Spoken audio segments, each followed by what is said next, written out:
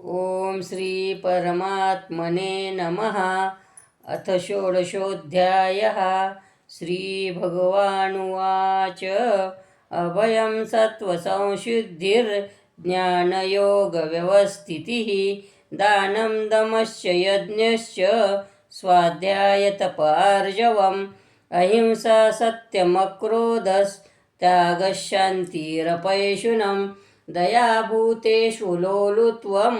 मार्दवं ह्रीरचापलं तेजक्षमा धृतिशोच मद्रहो नातिमानिता भवन्ति सम्पदं दैवीमभिजातस्य भारत दम्भो दर्पोऽभिमानश्च क्रोधः पारुष्यमेव च अज्ञानं चाभिजातस्य पार्थः सम्पदमासुरीं दैवी संपद्विमोक्षाय निबन्धायासुरीमता मा शुचः सम्पदं दैवीमभिजातोऽसि पाण्डव द्वौ भूतसर्गो लोकोऽस्मिन् दैव आसुर एव च दैवो विस्तरशः प्रोक्त आसुरं पार्थ मे शृणु प्रवृत्तिं च निवृत्तिं च जनान् विदुरासुराः न शोचं नापि चाचारो न सत्यं तेषु विद्यते असत्यमप्रतिष्ठन्ते जगदाहुरणीश्वरम् अपस्परसम्भूतं किमन्यत् कामहेतुकम् एतां द्रष्टमवष्टल्भ्य नष्टात्मानोऽल्पबुद्धयः प्रभवन्त्युग्रकर्मान् क्षयाय जगतो हिताः काममाश्रित्य दुष्पुरं दम्भमानमदान्विताः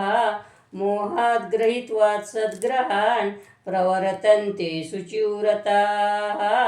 चिन्तामपरिमेयाञ्च प्रलयान्तामुपाश्रिताः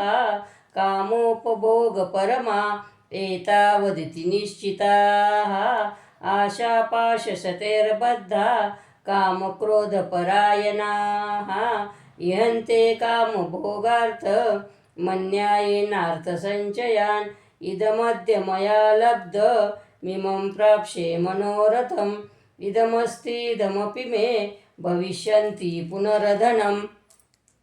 असौ मया हतः शत्रुर्हनिष्ये चापरानपि ईश्वरोऽहमहं भोगी शुद्धोऽहं बलवान् सुखी अड्योऽभिजनवानस्मि केण्योऽस्ति सदृशो मया यक्षे दास्यामि मोदिष्य इत्यज्ञानविमोहिताः अनेकचित्तविभ्रान्ता मोहजालसमान्व्रताः प्रसक्ता कामभोगेषु पतन्ति नरकेषु च आत्मसंभाविता स्तब्धा धनमानमदान्विताः यजन्ते नाम यज्ञेस्ते दम्भेनाविधिपूर्वकम् अहङ्कारं बलं दर्पं कामं क्रोधं च संश्रिताः मामात्मपरदेहेषु प्रद्विषन्त्योऽभ्यसूयकाः तानहं द्विषतः क्रूरान् संसारेषु नराधमान् क्षिप्राम्यजस्त्रमशुभा नासुरिष्यश्वयोनिषु आसुरं योनिमापन्ना मूढा जन्मनि जन्मनि मामुप्राप्येय कौन्तेय ततो यान्त्यधमां गतिं त्रिविधं नरकस्येदं द्वारं नाशनमात्मनः कामः क्रोधस्तथा लोभस्तस्मादेतत्त्रयं त्यजत् एतैर्विमुक्तो कौन्तेय